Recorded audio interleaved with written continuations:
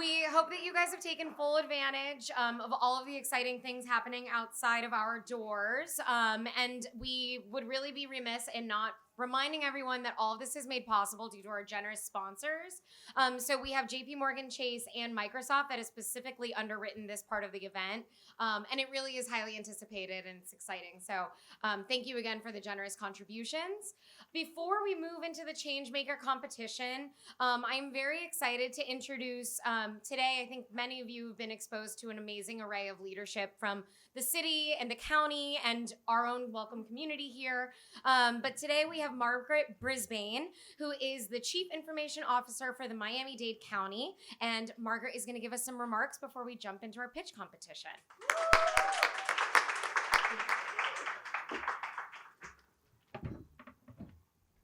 Well, hello everyone. How are you? Are you guys excited? Well, today it's all about being inspired. And you know who is inspired? I am. As the Chief Information Officer for Miami-Dade County, I am inspired to see the amazing young women who are really interested in tech. Because one day I'd like someone to step into my job. I am the first woman CIO in Miami-Dade County, so that's a major accomplishment. And I can say thanks to our mayor, Mayor Daniela Levine Carver, the first woman mayor. She's surely blazing the trails because there are many women in leadership roles in the county. Today, as I walked around and looked at what has been created by third graders, sixth graders, I'm thinking, when I was in third grade, I wouldn't have a clue how to do any of this stuff. So I am just amazed. And I can tell you, when I look at technology, our department within the county has 900 information technology professionals. We provide technology support for every department in Miami-Dade County. And so when you think of jobs, we have plenty of jobs. We just completed an apprenticeship program with the university and the college, bringing in 20 students and hoping to hire at least half of those students. So again, women in tech, so very important. Please stay on this track. The opportunities are endless, great salaries, exciting jobs. And I can tell you in our department, we have a large percentage of women. Almost 40% of our technology team are women, and many of them in leadership positions. So we are always looking to groom the next generation of talent, hoping that you guys will be staying in that field and really doing something exciting. Many of the jobs that you will have in the future have not yet been created, right? You think of the technology and how fast it changed. So again, be curious. Be curious. Never shy away from the opportunities that exist. If something new comes along, try to learn, grasp it, get involved, because at the end of the day, you never know if that is the path that will take you to the successful future that you're looking for. So again, I am excited about the competition. I see all these young ladies, you know, who have been working on this, and just really excited to see what you have to offer as a part of the competition. And I wish you all the best. You're all winners in my eyes. So thank you all.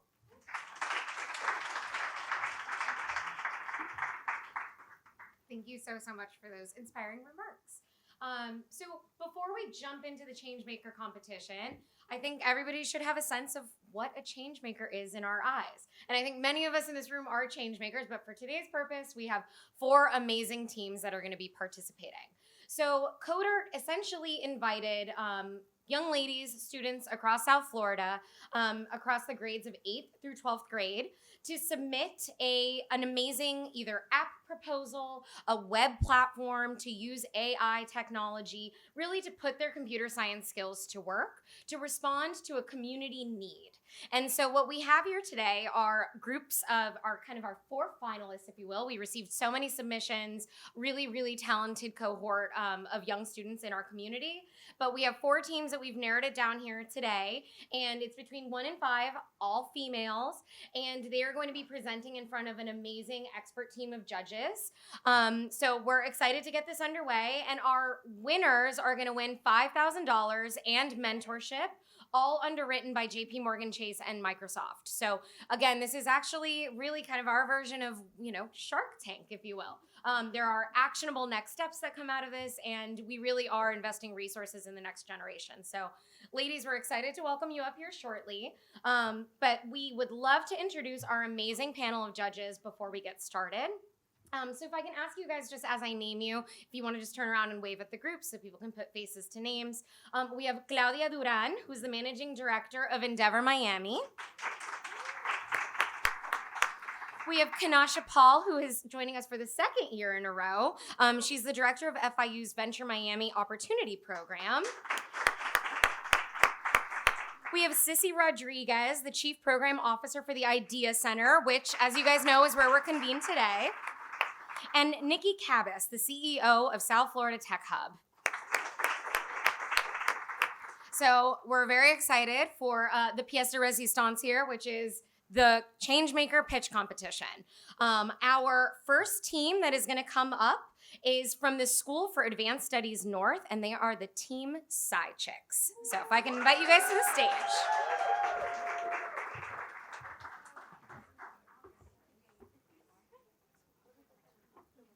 Yes, and then if you guys want the clicker, you just click right.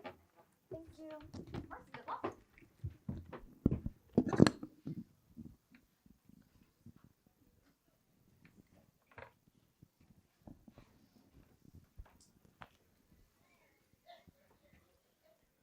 Can you hear me? Yes. Okay. Good afternoon, everyone. We're all students from School for Advanced Studies North. My name is Jennifer, and I'm a senior, and I was project manager for this team. Hi, I'm Yanis. I'm a senior, and I was the main coder. Oh, sorry. I'm Laura. I'm a senior, and I researched U.S. history and state laws. I'm Rodi, a junior, and I did research on federal laws, amendments, and We are Sci Sci Chicks. Presenting our key components in our project, Stellar Citizens. Stellar Citizens was created to address the lack of civic literacy in the United States, especially among immigrants, our main target audience. However, our website was designed for everyone in mind, and since it would be helpful as a guide or refresher even for U.S. citizens. Through our research, we learned that immigrants don't usually have the opportunity to learn about civics or their rights in the U.S., which can be wildly different from rights from other countries, especially those under tyrannical rule.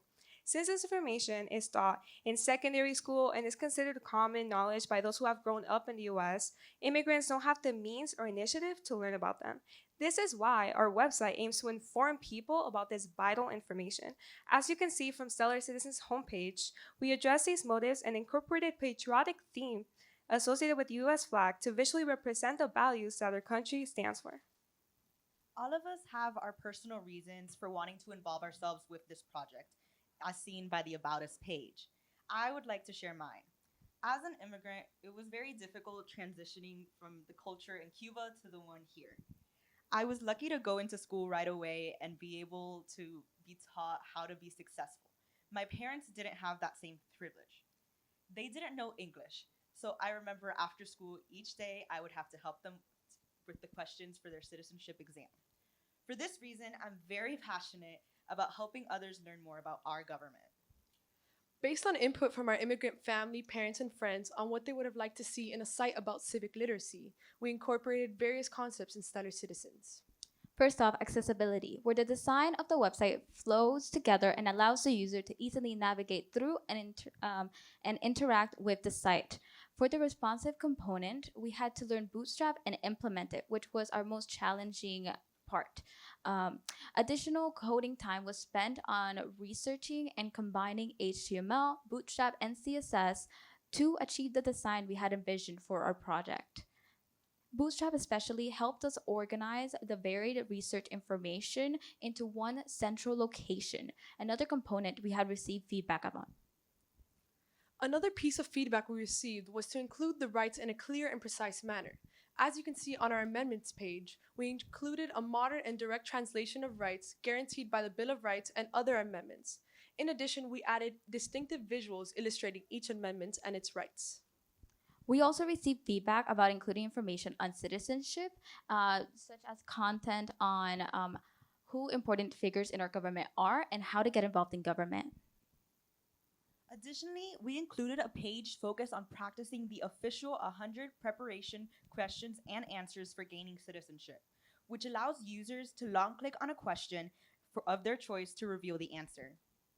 Since the site is mainly aimed towards immigrants, it was important to incorporate a translated element to it, especially for non native English speakers. On our site, the user is able to easily switch between English or Spanish. In the future, after receiving some feedback, we plan to manually incorporate more languages, such as Creole, French, and Mandarin, and so on. In the future, we also plan to incorporate an AI interview simulation for citizenship test preparation that would record and analyze the user's timed audio recording and give it a grade based on the accuracy of their response. Furthermore, we want to add a chatbot to our website that users can communicate with to ask for more information and test themselves on how much knowledge they know. Additionally, we want to grow our website's impact nationwide by expanding the site to include information specific about each state and their regulations. We also want to make skits and video tutorials with hypotheticals on how to approach different situations. An example being a skit where we do a hypothetical of an officer asking to search your home and your rights in that given situation.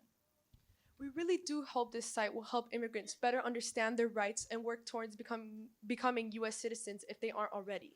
As a child of immigrant parents that are now U.S. citizens, I can only imagine the amount of help this website would have done for them when studying for their citizenship test.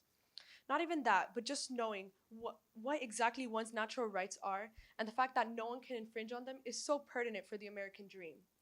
Although there is information available on the internet on the subject of civic literacy, most is scattered and disorganized, leading to misinformation. This is why we wanted to create Stellar Citizens, a universal central location for civic knowledge. It truly is rewarding to know that our website has the potential to help so many immigrants who aren't aware of their natural rights. People in the process of becoming future United States citizens should have a clear picture of what they are going to be tested on and what they can and cannot do. This can prevent so many injustices done to minorities who don't speak the language or aren't aware of their rights. Thank you so much for your time. That's all for our presentation. We really hope you enjoyed it.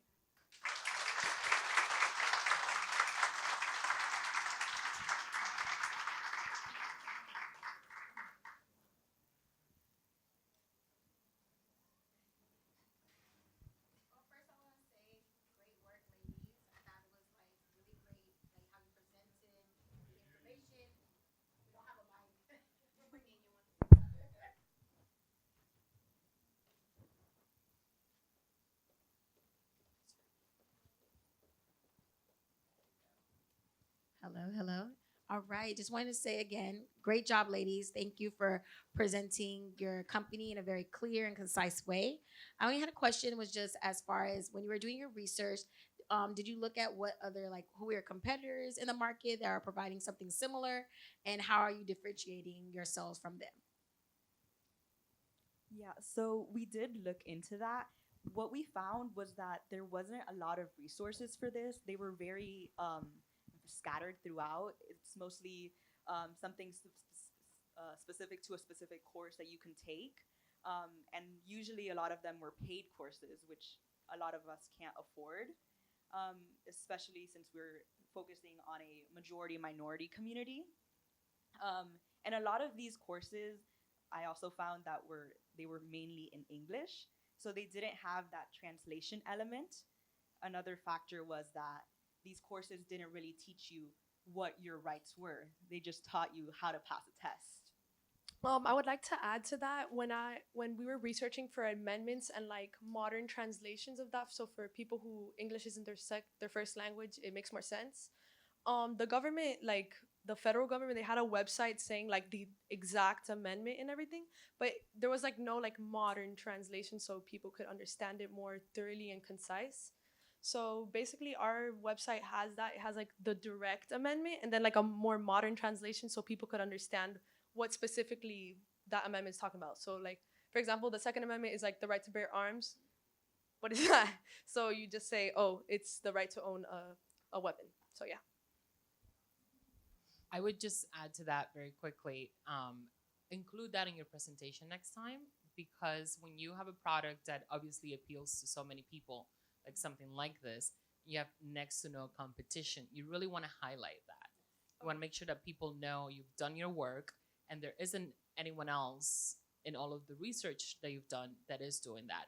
But I thought you guys did a really great job. I really liked that you grounded this in personal stories, because I think most of us in this room can relate to that. I certainly can. I came here at 14 and I was translating everything for my parents. So I totally get it. So well done. I would just suggest adding that component next time. So, congratulations. I really enjoyed your presentation, and I believe it's a very big problem you're trying to help solve. My question was, I was not clear if you had done like a market size analysis to see the size of your target audience and how many people can actually use your website. And then the other thing is, how did you incorporate or get the feedback from those users? How did you reach out to that target audience? I can answer the first question. Part of that is why we kind of are asking for the grant, or we wanted to see if we could partner with the ACLU. They have a specific section in South Florida that is focused on immigration rights, and they have teams that are dedicated to kind of tracking down marginalized communities and seeing the participation rate in citizens to not versus residents, and how these communities can impact more. So we wanted to in the future partner with them. Obviously, we would have to progress our website a bit more and need the resources for that. So for the feedback, we got it from mostly family, friends, and classmates because, well, we live in Miami, and Miami it's a majority minority community, and most people come from immigrant families or they are immigrants. So it was very easy to get like a general description of what people wanted.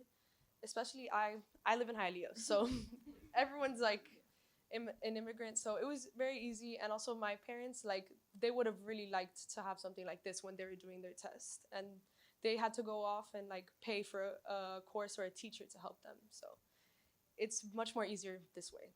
It's very user friendly. Additionally, one huge feedback that we included was in the citizenship test, there's like the interview where they ask you like a question about like the 100 official questions.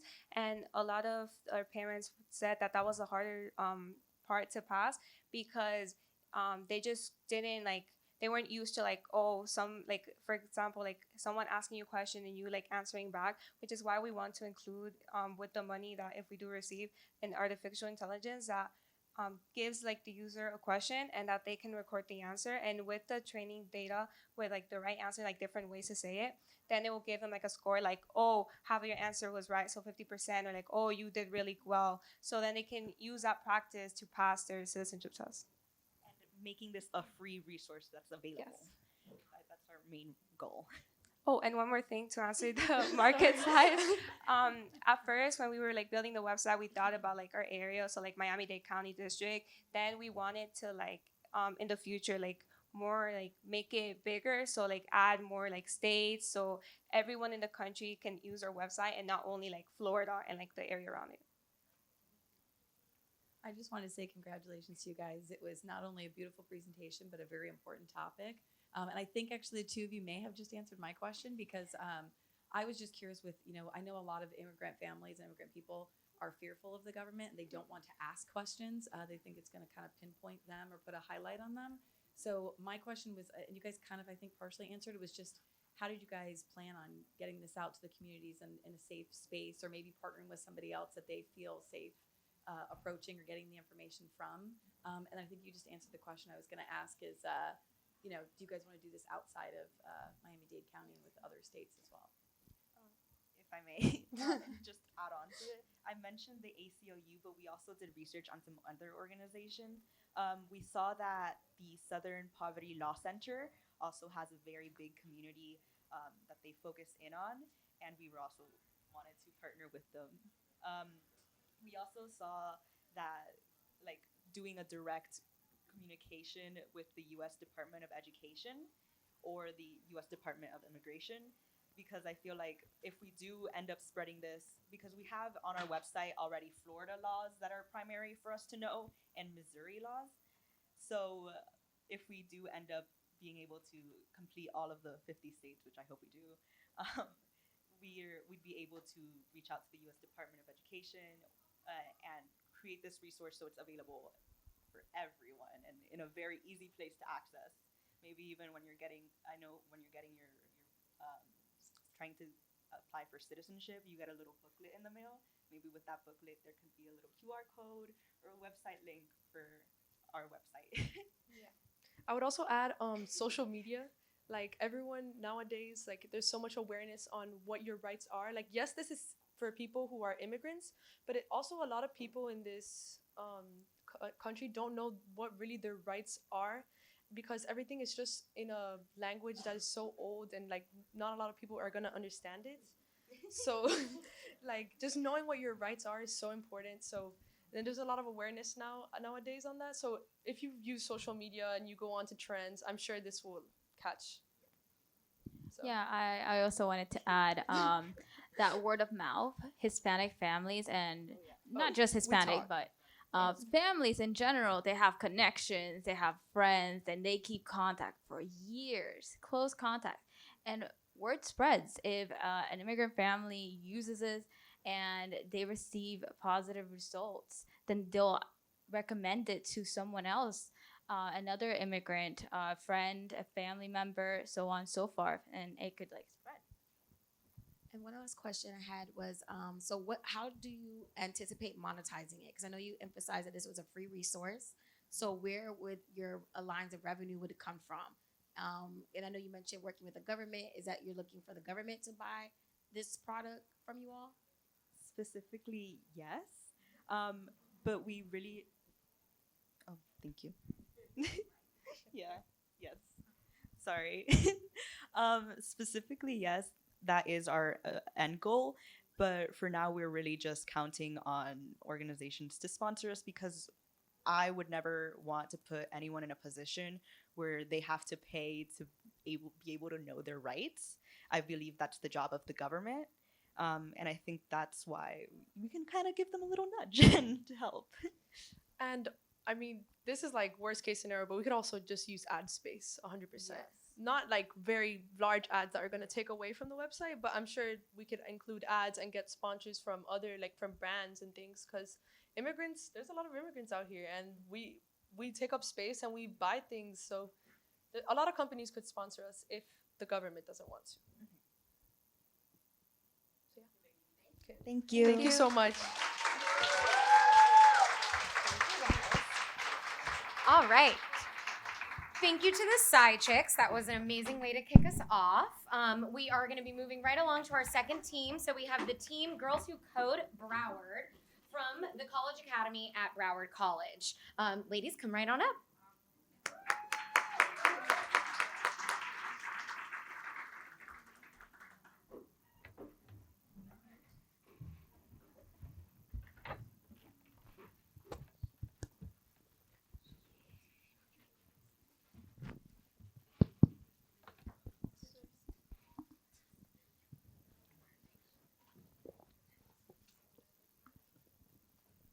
All right. Hello, everyone. My name is Natalie. I'm Olivia. I'm Sophia. And I'm Natalia.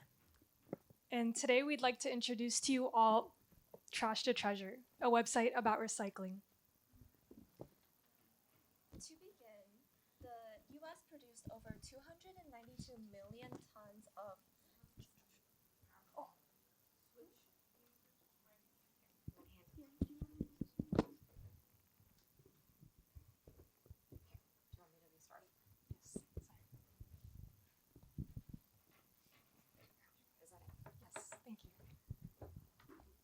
To begin, the US produced over 292 million tons of trash in 2018, which is more than 10 times the combined weight of adults in the US.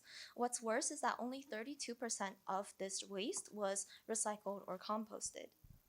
So people and businesses are not recycling enough, and even when they do, 19 to 40% of that is contaminated, which is when trash is mixed in with recyclables. the majority of waste ends up in landfills or incinerators where they produce greenhouse gases and cause pollution. And Florida has more incinerators than any other state. And the majority of incinerators fall near communities that are low income or predominantly people of color, posing an environmental justice concern. So while recycling is a great alternative, there are two main problems. The first is that recycling is contaminated, and all of that trash being mixed in with the recyclables can damage equipment and really disrupt large batches of recyclables, which costs municipalities money and time.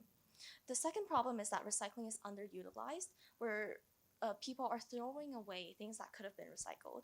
In fact, 9% of plastics is recycled and only 4% of food waste is composted. So all of that ends up as trash or as pollution in oceans and land. Both of these problems stem from the fact that people and businesses do not understand how or what to recycle. With this problem, our goal has been three main things: to teach the importance of recycling and show how to properly recycle, as well as give autonomy for the general public and people to take action with our project. That is why we created Trash to Treasure, an informational website with an embedded AI model.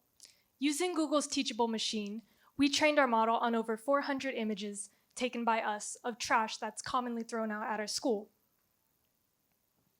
Now, to use the model, the user shows the object that they want to dispose of to the camera.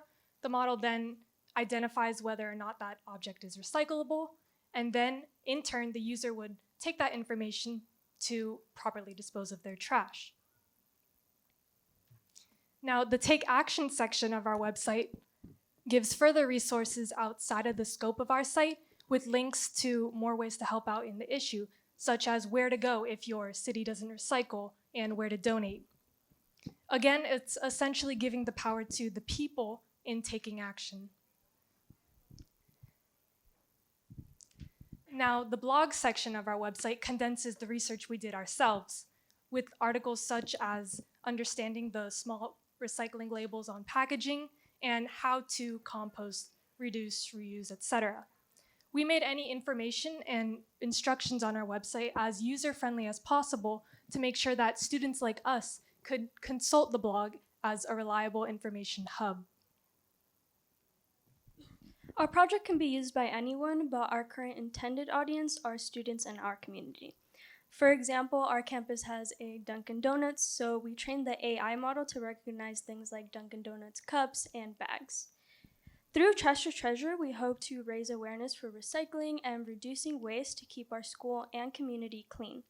We know that individual action and responsibility are really important in sustainability, so we want to give students and in general people the tools to be sustainable. We also provide resources for businesses to take steps in reducing waste on a larger scale, and we're hoping to expand towards toolkits to address corporate action in the future and make a bigger difference. So what sets us apart is our emphasis on understanding how the public plays a role along with corporations and businesses in general. For example, corporations like certain recycling plants use AI technology to sort their trash already, and we would like to bring it to those that don't. However, our main focus gives the individual the autonomy with their direct AI model with the educational resources to raise awareness within the general population.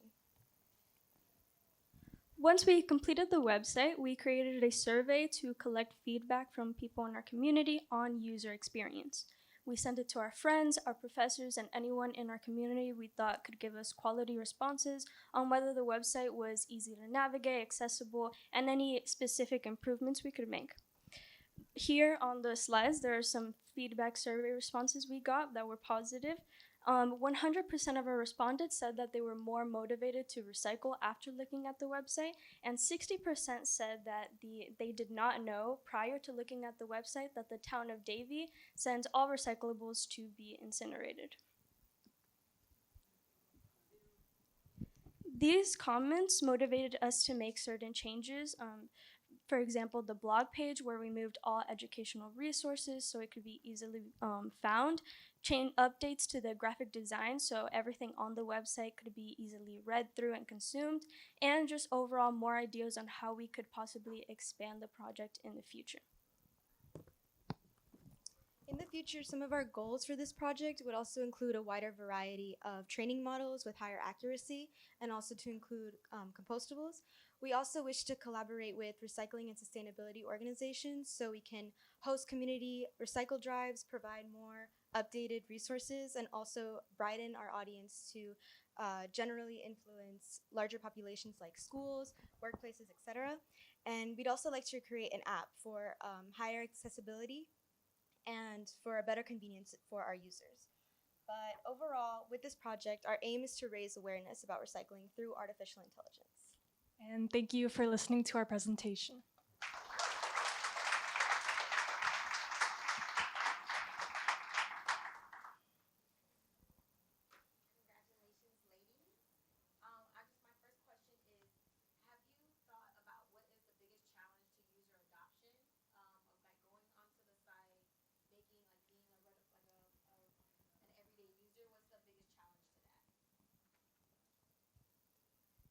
The biggest challenge for the user using the website?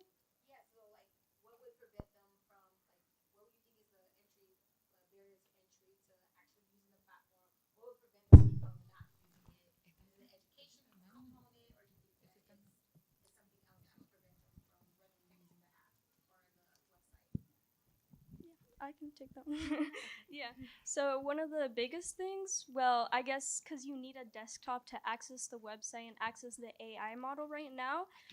If you find trash on the street and you're not sure if it goes in the wastebasket or in the recycling bin, you're gonna need a computer to access the AI for now. So that's why we want to go to an app model, so they can easily just use their phones and be like, oh, okay, so this is recyclable. I can just put it there.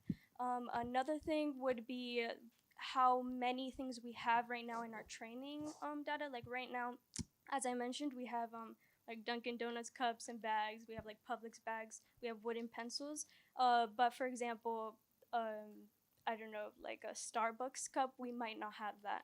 So just having a larger training set and having the AI model be able to recognize more things in general. Yeah, and can I add on to it? Okay.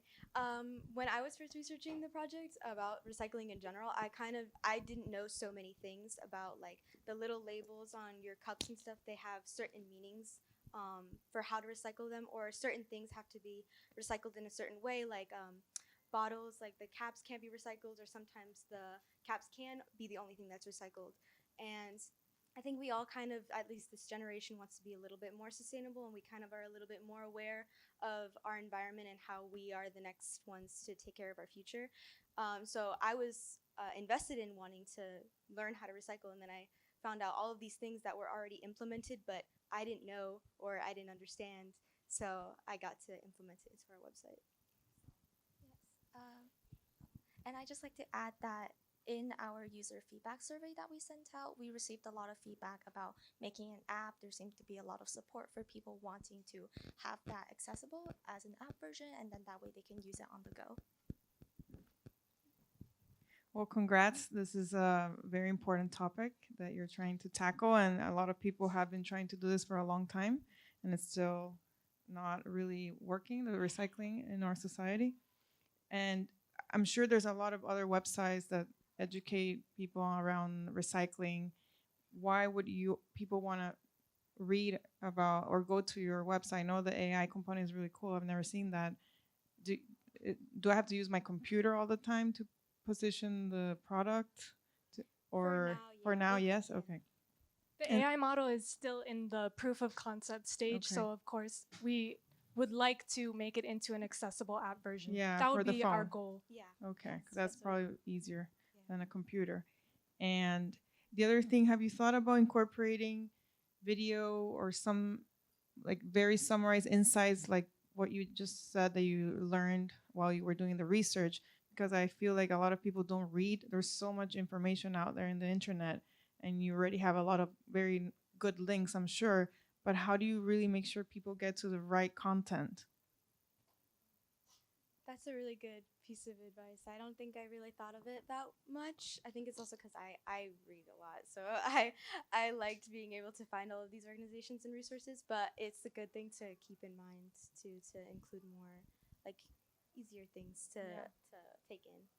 Yes, we've considered adding our demo presentation video to the homepage of our website. So that way, as you scroll down, you can see kind of the why behind our project, our kind of mission statement, and also how to use the AI model instead of just reading the instructions.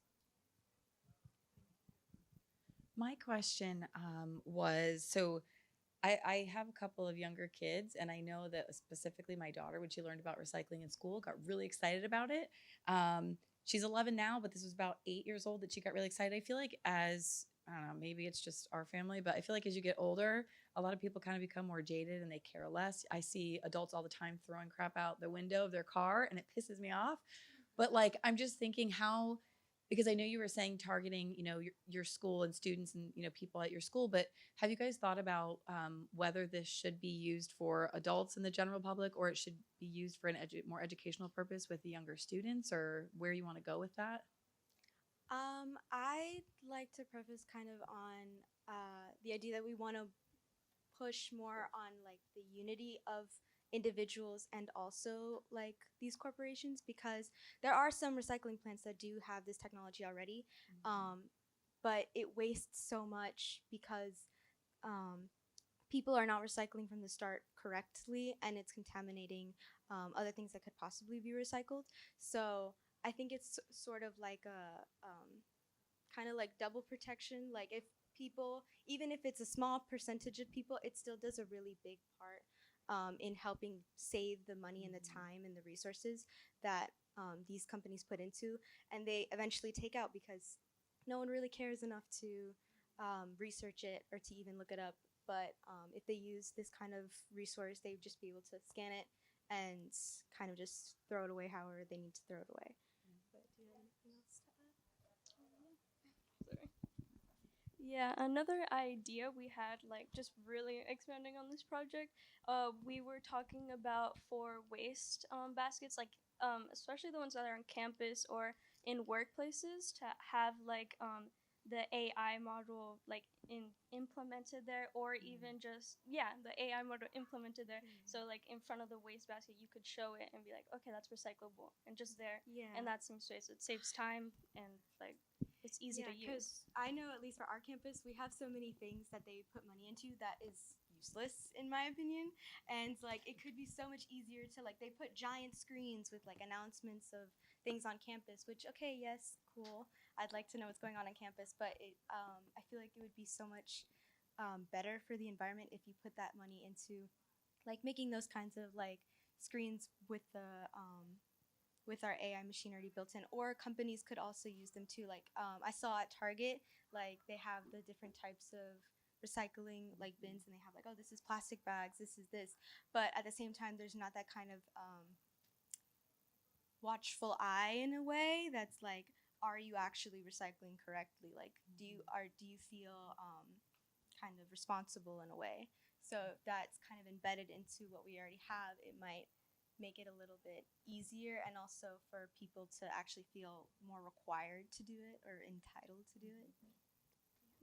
I had one more last question was, have you guys thought about adding any kind of like gamification aspect to it? Because I feel like people, when they feel rewarded for doing something good, have a tendency to do it more. So I just was curious if you guys have thought of that, like some kind of point system or something to gamify it. We have not, and that does sound like very wonderful. Something that we could implement. Yeah. Yeah, especially if we when we built the app version of our AI model, we were thinking about, in addition to having the AI model ready to use, we will still continue with having educational resources that you can tap into, and also the idea of adding a game would be really amazing. Maybe having a point reward system that you can then cash in. That reminds me of like those like fetch apps, like where you scan the receipts. I didn't even think of that. That's a very cool idea. Yeah, I just wanted to add that would be a really good idea. But I feel like we could target that especially for younger kids as they grow up to be like, oh yeah, this is fun, this is cool.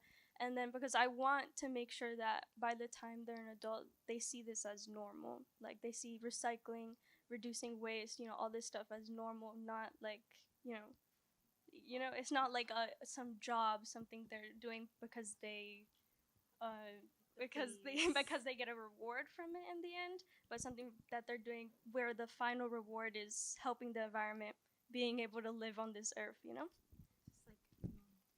just normal. Thank you guys so much. I think that's all the time we have today for questions. Thank you guys. And we have our third team up next, which is Team the Decoders from the School for Advanced Studies.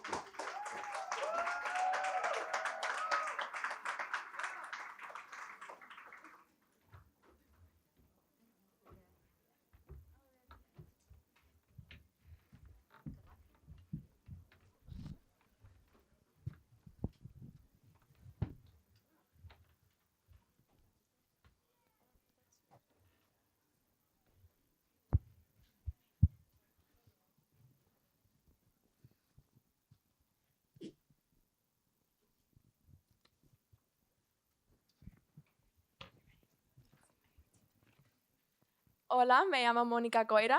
Hi, I'm Monica Coira. Hola, me llamo Michelle Mendez. Hi, my name is Michelle Mendez. Hey, moi, les Chrissy Sneers. Hi, my name is Chrissy Sneers. Bonsoir, je m'appelle Vanessa Telemac. Hello, my name is Vanessa Telemac. Hi, my name is Caitlin Vega. We are Team Decoders from School for Advanced Studies North, and we're presenting Project GEM, which stands for Give Everyone Miracles.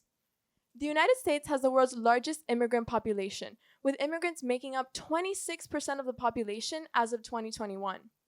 When immigrants arrive in the United States, there's an immediate culture shock as the traditions, lifestyles, jobs, and languages that they are accustomed to are entirely different. To add to this difficult adjustment, there's a lack of useful resources to help immigrants when they have already arrived in the US. Our website, Project GEM, provides resources for Latin American and Caribbean immigrants and provides information that has a wide variety of resources, and as well as our website can be translated into over 100 languages, and this makes it easier for users who do not speak English to navigate our website. When I immigrated to the United States in 2019, I struggled with balancing my Haitian identity and culture while learning about American identity and culture. Slowly but surely, I was able to integrate because I had a good support system. But there are people out there I know that were not so lucky. They continue to struggle and took even more time to fully integrate into American society. With this website, we hope to lessen the rate at which this happens, providing a helping hand for those that don't have one. Similarly to my partner, Christy, I am also an immigrant myself and came to the United States when I was only 5 years old. So I have firsthand experience seeing my parents struggle to find resources and adjust to the American lifestyle. I am the child of immigrants who came to the United States in search of opportunity for themselves and their children. Our goal with this website personally resonated with me because I know what it's like to watch the people you care about adapt to living and working in a completely new country. As a child of Cuban immigrants, I've grown up seeing how my parents struggled to find resources to adjust to life here in the US, and I hope that our project can facilitate this transition. Neither of my parents had to learn a new culture late in life, but my grandparents did. As I grew up, I watched them struggle to understand English or get job opportunities they deserved. My grandparents and countless other immigrants live through this every day, and our website can help them through this transition. Our own page is the main page of our website and explains our mission, the economic and social impact of immigration, and the importance of facilitating assimilation. It has an image slider of inspirational images as well as a fixed navigation bar that allows users to move from one page to the others. It also has a translate feature at the bottom of the page that allows users to translate the website into one of over 100 different languages. Our countries page includes an image slider, information about immigrant push factors, and information about the culture of 9 prominent countries in Latin America and the Caribbean, which we hope to partner with in the future. Our resources page contains information about topics that help with assimilation, such as job training programs, English classes, advocacy groups, and cultural assimilation programs. It also has additional information about the next steps that an immigrant can take after going through our main resources. The About Us page provides information on our team, roles, and personal experiences with immigration. The Get Involved Today page explains why users should donate to our project and allows them to do so with a credit card. It also has links for users to work within our organization as a workshop, event, or outreach volunteer.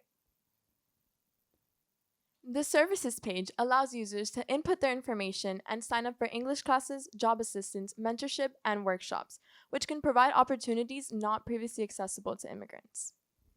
The Explore page gives immigrants a 3-day itinerary to explore Miami and Pembroke Pines, which includes free and paid entertainment for people of all ages. This promotes cultural understanding and helps immigrants experience South Florida's diverse culture. The FAQ, or Frequently Asked Questions page, includes our AI chatbot, which allows users to ask a wide variety of questions about adjusting to life in the United States. The AI provides 24-hour support and uses context and keywords to answer users' questions, even if users don't type the exact question found in the AI's knowledge database. Therefore, our AI chatbot can answer questions that range from where can I find food banks in Florida to how can I access my social security card. This AI factor was also implemented due to user feedback. If the users have questions that have not been previously answered by our frequently asked questions page, we have a contact us page, which users can send us a message through a form from our website, through our email or our phone. We also have the community forum, which allows users to connect with other immigrants, letting them know that they are not alone, which they can discuss various topics from their experiences as immigrants to foods that remind them of home. In the future, we like to offer beginner, intermediate, and advanced English classes and partner with South Florida employers to provide job assistance to immigrants. We hope to partner with organizations that specifically support the nations and our country's page. We will also continue to update the information and resources we provide, as well as share our website with other organizations and schools to increase our reach. Gracias. Thank you. Merci.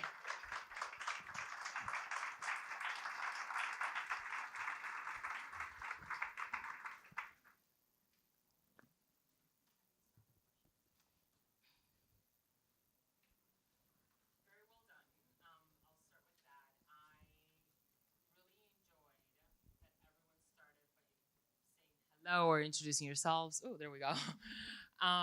In English, but then also in your languages. I think that really adds a tone that a lot of us can identify with. So that had me smiling from the first hola. So well done on that. I noticed that you mentioned that the user can sign up for classes and other opportunities through your website. I'm wondering how that works and who you're partnering with to be able to offer those classes and so on. So we plan to partner with the U.S. Department of Immigration, and a lot of the links on our website lead to currently accessible English classes. And through the money that we may or may not win through this competition, we hope to be able to provide our own personal English classes, but the other links also provide English classes such as ESOL classes through the Miami-Dade College and other organizations and programs. So as someone who works for Miami-Dade College, that's what I was hoping you would say. Thank you. Also, I know a lot of high school, they have after school programs at like local libraries. So that could be like something that could be done based on like volunteering, people wanting to help as well. Great. Congratulations again, ladies. My question is, the AI chat box, does that translate to different languages? I saw the example was in English. So if a person writes in like their native language, will they give them a response in their native language back too? Currently, it does not allow for responses in another language, but the entire website is translatable as long as you use the translation feature at the bottom of the homepage. And so our goal is to make sure that there are more personalized answers to questions regardless of language. Yes, and to add to that, the AI's knowledge base was completely trained in English. So right now it's not translatable, but it can also be trained in different languages in the future. And how is that? Well, first of all, congratulations. I really enjoy your presentation. Is that AI chat box knowledge scraped from Google or different pages, or did you put the knowledge base together? So we put the knowledge base together ourselves because we compiled the top most asked questions from our user feedback and also from our families who are immigrant families. And their most common questions when they arrived in the United States, those are the questions that we put into the knowledge base. And how are you planning on driving your audience to your website? We plan to market ourselves primarily through social media, through TikTok, Instagram, and Reddit specifically. Also, we plan to utilize donations that are given through the website to increase marketing and to hopefully buy a domain for our website and to have it available when you search on Google for cultural assimilation programs and resources. Yeah, and I would like to add on to that. We also have a forum page which users can speak to each other and maybe learn about more things that they didn't see in the website, but maybe somebody else did. So they can use that to like spread information as well.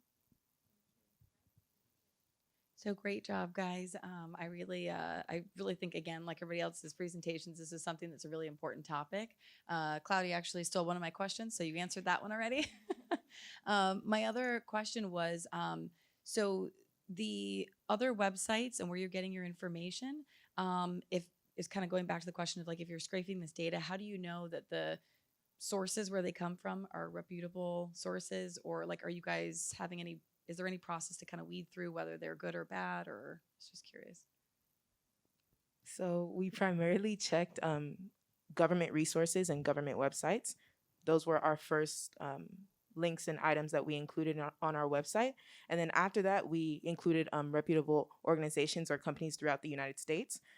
One of the links or resources that we provided was a link to an article from the New York Times about immigrant assimilation, and many of us are aware of what the New York Times is. And so we went based primarily off of government organizations, and then after that, we checked domains, we checked the reputation of every website or organization that we worked with or hope to partner with for our website.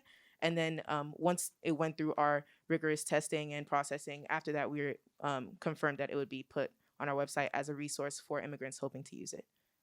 Yes, and in the chatbot, the information that we used was mostly compiled from government websites, and then such as the information about social security card and things like that, questions like that. And then our information about food banks, we used Feeding Florida, which is like a very renowned food bank here in the state. So definitely like government websites and reputable sources.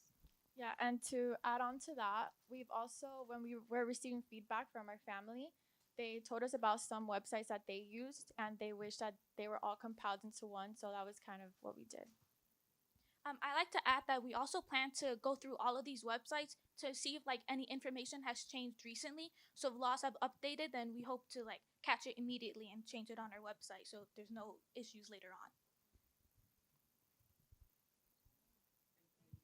Thank you.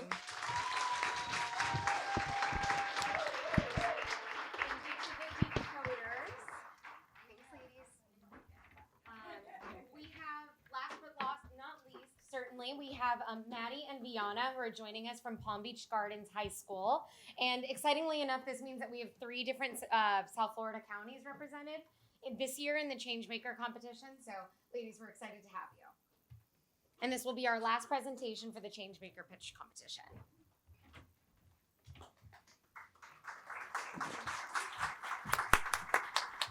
Hello. Hi. Hello, I'm Viana True, and I'm a sophomore from Palm Beach Gardens High School. And I'm Madeline DiFilippo, and I'm a freshman at Palm Beach Gardens High School. This is our participation in the ChangeMaker Challenge. Our app is called Serve Your Community. When beginning the research for this project, ways to improve our school was our main focus. We wanted to choose a problem not just in the community, but in our everyday lives as we are both high school students. We looked at attendance, tardies, and graduation rates to try and identify a problem. And when looking at graduation rates, we found that many students are at risk not to graduate because they do not meet all the requirements. After speaking with multiple students, it became clear that this was a common issue among them. Okay, so one of the requirements that we wanted to fulfill was the community service requirement. So looking to our data to the left, we got 200 plus responses from our student body, and we asked what grade they were in.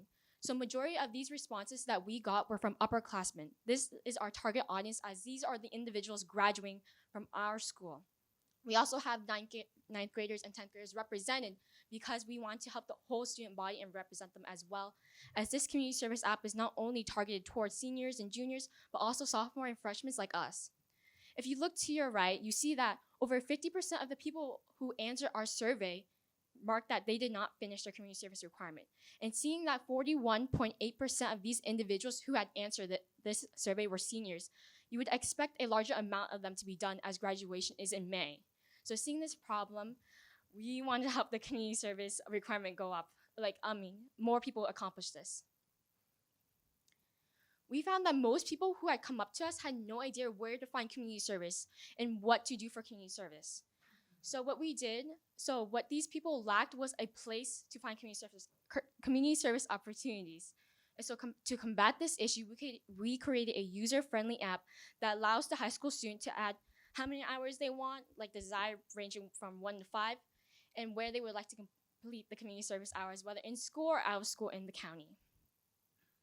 So using this information input, students who have jobs or family responsibilities can choose smaller amounts of time as they have restricted time available. So like 1 to 2 hours. And then it also alleviates transportation concerns, as some students may not be able to go out and do it, so they would do it inside school, selecting the in-school option. So this is our first prototype on code.org. We use JavaScript. And so as you can see, there's no title. It just says community service. And it has a drop down where you want to do your locations and how many hours you like. And there's a little button to click. And it has the club and the FY of what the club is. And so this is really simple. It's great. It's not like attracting to the eye. So it just keeps going. And then you can keep going over and over. It clears every time because the program is coded to do that. So this is the updated one, and this is the starting screen, SYC, Serve Your Community. And there's a little information box of what this app is. We kept it simple so younger generations can be involved as well, because I heard that one of the judges has an 8-year-old, and so this app can be used by your children. It's simple, it's easy, and it's not like long and you have to read a lot. And it's appealing to the eye because red is an attraction color, like her lipstick. And also, red is known for passion, and to serve your community, you need passion. You can't just serve it without it. And this is a requirement that many students need, because if you don't fulfill this, how will you graduate? And many of us are high school students, so we do need this requirement. So in this experience, our biggest challenge by far was the research portion and finding students that were actually willing to talk to us. Guidance counselors have this information, but they're unable to discuss student files. So we had to rely on our teachers and our friends to connect us with seniors so that we could figure out their concerns. After figuring out that there was in fact a need for an app like this, we created a Google Forms survey to gather information from the rest of the student body. It gave us a new appreciation for the art of conducting research. We also learned that there are many places in need of volunteers, but there's a lack of a general place to advertise for help. Many opportunities are last-minute efforts to help out, which makes it hard for high school students with other obligations. This app benefits both the students who need the volunteer hours as well as the organizations who need the volunteers. After completing the research, the design, the code, and the presentation really fell into place beautifully. Thank you, and I'm Viana True. I'm Madeline DiFilippo.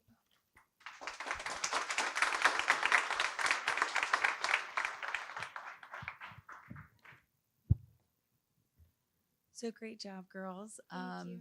I'm glad you actually, I thought it was impressive that you used the judges here and you remembered some stuff and, and called out your lipstick color. Yeah.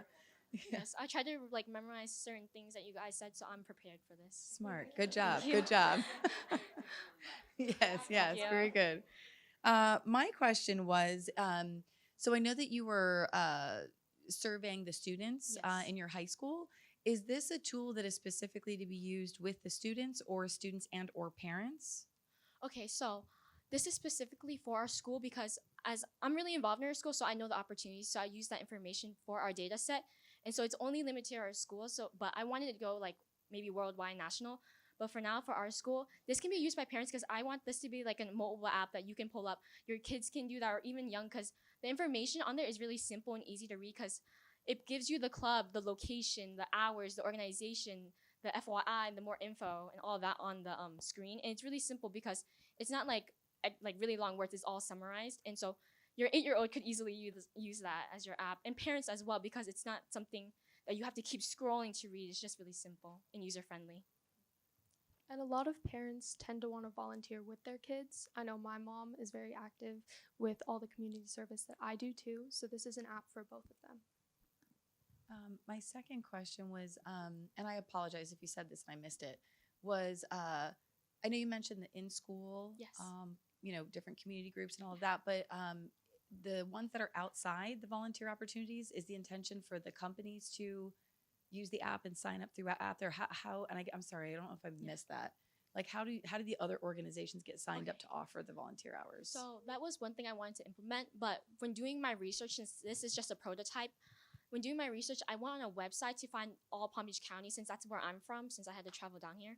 And so it's it's a lot. It was 2 hours. So using the information I gained from the website, I just use that so far. So I have something to present to you guys as the judges. And so I hope to implement, like, maybe I remember you guys talked about funding. So maybe they could sign up and put a little donation towards us so they gain more volunteers. So they're helping us and we're helping them. So it's a mutual relationship. So good job. Thank you. My question is, the problem is that most of the students are not fulfilling their hours.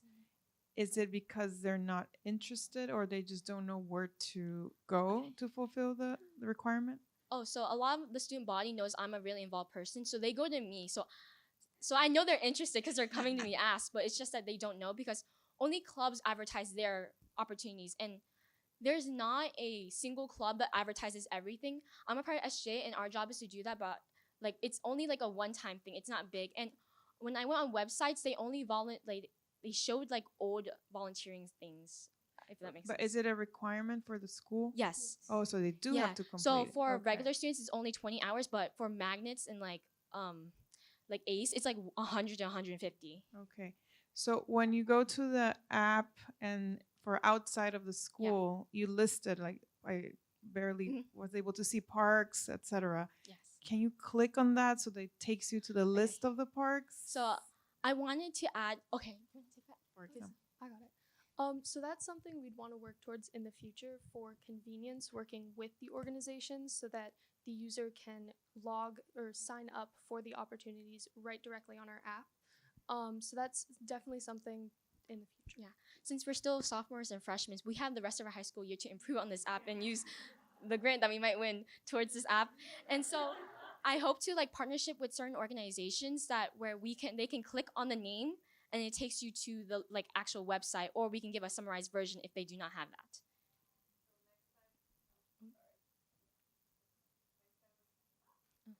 There you go. Next time a student comes and asks you what to do, you say, go to my Yeah, app. that's what I plan on doing. Because that's how we can market our app through, like, since they know I know, I can show them this app and they can like maybe review it and tell me, get user feedback on that stuff. And also we want to put it on like our district website since we are a public school. And so you have to go through the district website to go to SIS, your grades, and then Google Classroom.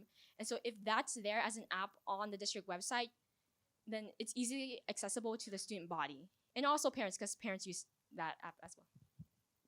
Awesome. Congratulations. Honestly, I think it's such an amazing concept. I used to work at the school board, so I know how dire it is for students to complete their college requirements and get their volunteer hours. So, but my question was, who do you intend to be your revenue source for this company? So I understand that students are your users, and that organizations, they'll have an interest in, adding their opportunities, but who's paying the bill for the service? Okay, so talking about the grant, this can also be used towards the app to build since we have the future to also work on it. I remember there was a team that mentioned Fetch. I also use that. So like maybe donations can actually help from parents who are also involved, like Maddie's mom. And so hopefully donations can add.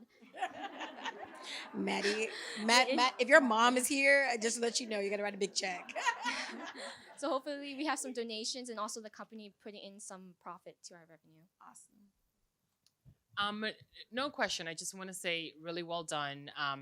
You're the only team to have only 2 people, Yeah, so I know. I just wanted to say, well done. I know it's a little bit more difficult to get up there when there aren't more people around you. So, and then just to follow up on your question, I would really encourage you guys to think about that subscription model where anyone who has any opportunities for students are paying you to list those opportunities on your website, because you need a revenue source Yes. to continue to grow this that goes beyond grants. Or you can white label it for different schools to use it. Oh, okay. I'm sorry, I have one more question. So my other kid you mentioned the ACE program, and I actually Yes. don't know enough about this. So Oh. you kind of scared me, which is a good thing. But you said 150 hours. It made me think also is that is something in the app that you guys could do, just as an idea, is maybe Yes, tracking them, but having like if you're part of this program, you need this many hours. Okay. You're tracking So, them, like, kind of more that information? gamification thing again. Yes. Because you just said that, and I didn't realize how many my son needs. So yeah. Yes. Thank you. Thank you so much.